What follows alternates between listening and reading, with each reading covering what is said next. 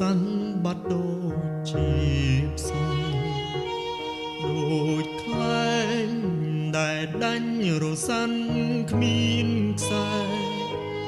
ទាំងភ្នែកហូរតែឯងឥតមានពេលហើយងងឹនអិនព្រួលប្រែអង្គក្ដីតូននាងពីមុនទ្រង់តែលំចេញទ្រង់អើយបំពេញអ្នកក្នុងជីវិតតាំងទ្រង់ឡើងទទួលក្ដីស្រឡាញ់ពិនមានមេត្រី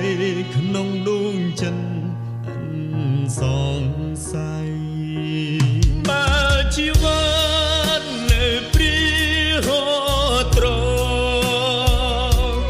ការភ័យព្រួយលែងមានទៀតហើ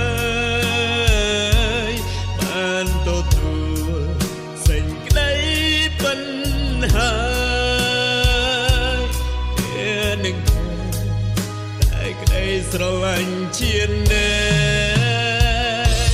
បើជីវិតនៅព្រាហត់ត្រង់ការភ័យព្រួយលែងមានទៀតហើ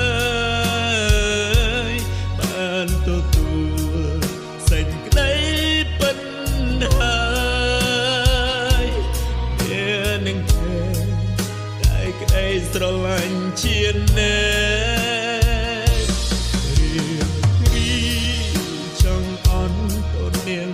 ពេកក្រៃទុំជារងបាយឲ្យទូនបាននាងថ្លៃជីវិតនៅក្នុងព្រះហស្ថទ្រង់ជាក្ដីសង្ឃឹម